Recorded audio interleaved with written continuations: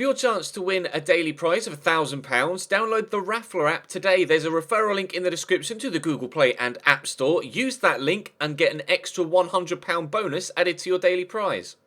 Also, over on g2a.com, use the promo code CHES to get a discount on your Xbox, PlayStation codes and games. Link in the description down below. Hey guys, welcome to episode number 15 of season number 2 at Newcastle United. In the previous episode, we ended the transfer window making 3 new signings and having an incredible game against West Ham United. If you want to see that episode, then check the channel page for it. I won't spoil any of the results in there or what signings we made, at least not at this point until you see the starting lineup. So check that video first before you continue on here. But today we have Sunderland, Bournemouth and West Brom. So hopefully we could get some decent results. We could do with some points. We're currently 6 points. Was it 6? Yes, 6 points away from 5th and 8 points away from 4th. So there's a lot to be done between now and the end of the season, but we have 14 games to do it. And as of right now, I'm confident that we'll be able to do it. We've had the next round of the FA Cup being drawn now. £90,000. Great. That's going to do the world of good. That'll pay one player's wages for a week. Right, we'll be playing MK Dons in the 3rd game of the episode, then in the round of 16 or 5th round of the FA Cup, rather than West Bromwich Albion. That game will have to wait until tomorrow. Sunderland, Bournemouth and MK Dons. Drop the video a like if you enjoy. Subscribe to the channel too to make sure you don't miss out on any further content or any FIFA 17 stuff that's just around the corner. But without any further ado, let's jump right in. It's time for the North East... Oh, it didn't even click. It didn't even click that this is the North East Derby. We lost the first TYNE derby of our career here at Newcastle United by 1-0. I really don't want to be losing the second one. Gilfie to Kovalenko. Ezozi Perez.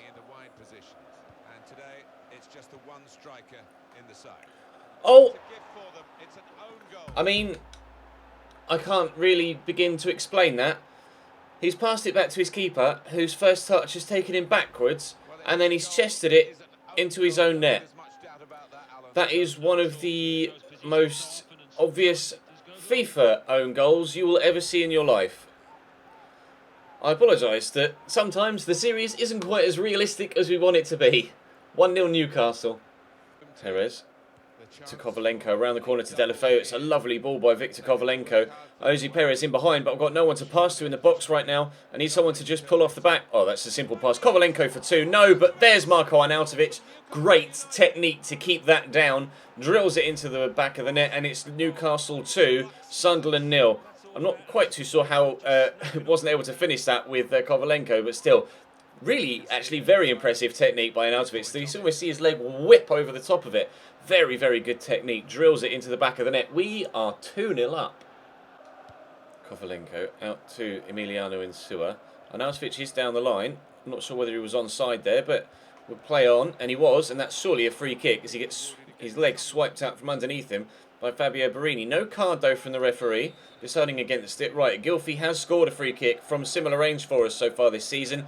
And he comes very close to doing so again, brushing the roof of the net on the way over the bar. Just wouldn't quite dip enough. He's so good at free kicks, so I absolutely love taking set pieces with Gylfi Sigurdsson. Van Arnholt into Babacar, who's gone for the whipper. Oh, what a strike off the inside the post. That is easily the closest that Sunderland have come to a goal back in this game so far. What an absolute stellar strike off the inside the post. And thankfully for me, back out rather than into the back of the net. After 4 months away with a knee injury, Moussa Sissoko is returning to the field in a Newcastle United shirt.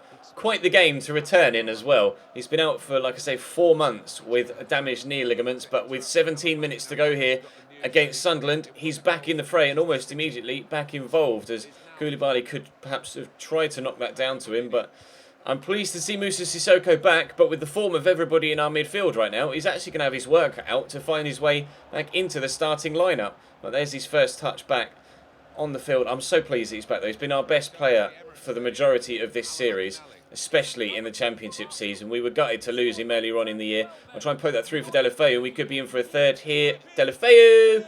Oh, I thought for a minute that was going to go wide, but he drills it into the bottom corner. It's Newcastle 3, Sunderland 0.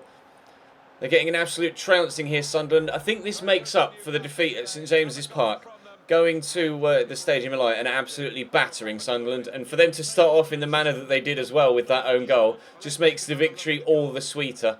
Tried his best there, Pickford, but couldn't stop it from reaching the back of the net. 3-0. There goes the final whistle. A comfortable and impressive 3-0 win away from home at the Stadium of Light. That makes up for the 1-0 defeat at St James's Park against Sunderland. Still can't explain the own goal, but I don't suppose we really care too much, do we? 3 points, 3 goals, and that hopefully will help us close up on those above us. Norwich have lost by 4-0 as well, so we'll close the gap on them. I think Crystal Palace are up there as well. They are. We're up to 6th now. We're only 3 points behind Palace, but they have a game in hand, and now the gap to Norwich is just the 5 points, not the 8 that it was previously. The gap to the Champions League spots is closing. Let's try and continue that pattern with the game against Bournemouth now midweek. Oh, lovely ball through. Tyrone Mings, the left-back, finds himself in the box. Tyrone Mings, the left-back, hits the bar. Who's underneath it? It's Benik Afobe. Rolando Aarons gets that ball first, but somehow Jordan Ive receives it, and Benik Afobe will score for Bournemouth. I don't quite know how that's come about there. Tyrone Mings smacks it off the bar, and I thought as the ball came to this near side, we dealt with it, but then your man just runs straight through 2 players, gives it to Benik Afobe, and then that's it. Game over. Rolando Aarons' touch takes it to Jordan Ive. He just brushes past Saive, and Afobe has an open near post to just smack it in. 1-0 Bournemouth. Not the start we wanted. Bournemouth with a lot of men back now. We'll poke that through there to Dendoncker, but his touch lets him down. We'll get it back to Saive. Go to Rico Henry. Do have Rolando Aarons down the line, but we'll look for Saive again. Takes it in his stride well. Finds Bakambu. There's the turn. Cedric Bakambu for 1-1. No, good save by Grower, the goalkeeper. Can't say as I recognise the name, but a decent save from him nonetheless. We are starting to have a number of chances now, trying to get ourselves back in this game. An equaliser is on the way. Free kick in a really promising position. I think it's going to be Moussa Sissoko to take it. It is. Can Moussa get himself back on the score sheet soon after getting himself back into the starting lineup? Oh, so very close. A great save again from the keeper. He's doing enough to keep us out so far. Can Moussa get himself an assist perhaps? It's going up. Who's underneath that? No idea who won that header. I think it must have been the defender because that was an attempted shot from me with my number 6 in the middle. All deflected off the back of Simpson, the defender, and we might be able to pick it up, but Simon Francis deals with it well. We're trying our best to get an equaliser now. A really poor start, but we've rallied well. We just haven't yet been able to find that goal. Oh, it's a great cross. Callum Wilson, good save by Favili. This is his first game for us here, Favili, and he's conceded one already, but that was a very good save. Saive into Dendoncker around the corner to Moussa Sissoko. Matt Ritchie is there on the far side against his former team. He's actually about to come off the pitch because I'm trying to substitute him, but Matt Ritchie could pull us back level. What a save from Grower. I can't score against Bournemouth in the snow. It just won't go into the back of the net for me. Again, a wonderful reaction save. I made a triple change. The entirety of my front 3 has been altered. Adam Armstrong is on, and he's going to... Oh, my word! Score a screamer. That's exactly what he's going to do. Adam Armstrong comes off the bench, and his first 2 touches are to set himself up and then crack it first time on the volley. That's the best goal we've scored this season, hands down. He's only like 70 rated, if even that. What a hit! First touch pops it up, and the technique is beautiful, and it flies in off the post. That's the moment of quality we needed to get ourselves back in this. As I was saying, I've changed my entire front 3. We've got Dwight Gale now on the right side, moved Bakambu to the left, and we've got Adam Armstrong on up top through the middle. I can't believe he's just done that. I cannot believe he's just done that. Win that header. I think actually that was the defender that won the header, but it has reached Dwight Gale via Dendoncker. Poke it to Adam Armstrong. Oh, could have gone down there perhaps. Going to pull it back, and Moussa Sissoko drops to... No! How have you missed? Adam Armstrong. Oh my days. There's an offside in there somewhere, but... There goes the final whistle. A very tough game in the snow that ends with a 1-1 draw. Perhaps a fair result, although I feel like we had the better chances, but both keepers did well. We started the young guy that came through our youth setup for Vili, and he did pretty well in that game. We really did edge it on chances. Not even edge it, it was convincing in our favour, but unfortunately, Grower gets the man of the match, as you know. Musa Sissoko gets the man of the match. Grower made 6 saves, but it's our central midfielder Musa that gets the man of the match in his first start back from injury. Good signs. Now we'll head into the FA Cup game against MK Dons. With the West Brom game on the horizon, starting a mixture of first team and rotation players here. Adam Armstrong, after that belter, has to start. Dwight Gale on the left-hand side and Ritchie on the right.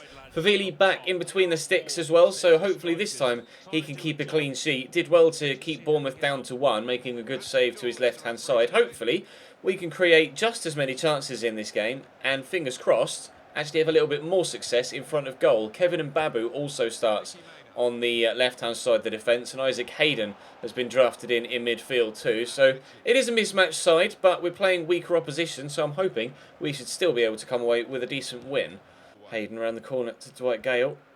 Draw that defender. I don't know what he was doing in the middle there, and we will smack it across, and it's going to drop to Ritchie, who buries it in the top corner. It's taken almost the entirety of the first half, but we finally have ourselves a goal. I'll be honest, the pass wasn't intended for Matt Ritchie. It was meant for Adam Armstrong, but it was very well tucked away. In fact, it's an extremely good finish with the ball hit across the box at him at that pace. Swept into the top corner. We have ourselves a 1-0 lead. Hayden. Sickerson to Kovalenko. Out to Matt Ritchie. Scored 1. Keeps popping up on this right-hand side now. I'm not really too sure why. Get it back through there to Kovalenko. It's a good turn. He's in the box. Kovalenko could have gone down there. Decides just to power the ball into the back of the net instead. A lunge and a half from the MK Dons defender, but got nowhere near the man or the ball. Ritchie turns from goal scorer to provider. Good touch and turn. And the finish actually was very impressive. Just too much power on it for the keeper to handle. We're going to go in at the break. 2-0 in front. Here's J. Emmanuel Thomas. Good turn. Forster-Caskey gets it back to him. It drops to Forster-Caskey and he lets rip. A lucky deflection sees it drop to the midfielder and he just powers it into the back of the net. Into J. Emmanuel Thomas there. Forster-Caskey's pass is terrible, but wow, the finish makes up for it. 2-1 at the beginning of the second half. Maybe they're going to get themselves back in it. Sigurdsson to Ritchie. Ritchie will go through there to Armstrong and help it on its way. It's actually Kovalenko that picks up on the loose ball. We'll look for Dwight Gale, and that will be 3-1. Wow, just as soon as they've made it 2-1, we've made it 3. Really nice ball through to Dwight Gale. I didn't quite think he was going to get on the end of it to start off with. The pass from Kovalenko is slightly heavier than I intended it to be, but turns out it was perfectly weighted. Gale puts it over the top of the keeper, gets wiped out just after his shot, but who cares? 3-1 Newcastle. Ritchie. Into Gilfie, look for Adam Armstrong. There's Kovalenko, poke it for Dwight Gale. Perfectly weighted again, gets him away from the defender, will turn inside. Going to look for a teammate in the end, I think, or maybe Dwight Gale could just run himself. That's exactly what's happened, but the shot's deflected. I just kept going, kept turning past another man, and then another man, and then another man. Gilfie will whip this out. It's going to be Matt Ritchie to bring it down. First touch, a little bit too heavy. There goes the final whistle. It's a 3-1 win in the quarter-final, not the quarter-final, the round of 16 of the FA Cup to send us into the quarter-finals of the FA Cup. We're on a really good cup run here. We've been slightly lucky with some of the sides that we've ended up getting in the draw, but you can only beat what you're given to put in front of you, and so far we've done that very well. Not sure when the next draw will be. Norwich, Middlesbrough's gone to a replay, so we'll face either of those two, potentially Chelsea, potentially Leicester or Arsenal or Bournemouth. Cardiff Watford's going to replay, as is Hull Swansea City. So still a number of sides we could potentially face. Obviously, I'd rather play one of the weaker few than one of the stronger few, but our league form has been pretty good recently. Disappointed with the draw against Bournemouth, but they battled very well and their keeper pulled off some stunning saves to stop us from getting all 3 points. Had we gotten all 3 points, we'd have only have been a point behind Crystal Palace in 5th. Unfortunately, we're still 3 points behind them, and the gap to Norwich is now 7 again because, well, it was 8, but they lost and we won, and then we drew and they've won, so it's increased again by a further 2 points. So we're a long way off Norwich, but we are closer and closer and closer to Crystal Palace, and there's still 12 games to play, so there's still 36 points. Yes, 36 points available. I doubted my maths momentarily there. Still 36 points available, so there's plenty of opportunity for us to close the gap and get European football next season. Tomorrow, we will take on West Bromwich Albion, Leicester City and Watford, unless the next round of the FA Cup gets drawn in between those games. But for now, that's going to bring today's episode to a close. Hit the thumbs up button if you enjoyed. Subscribe to the channel too, so you don't miss out on anything further to come over the next few weeks and months. And I'll see you next time.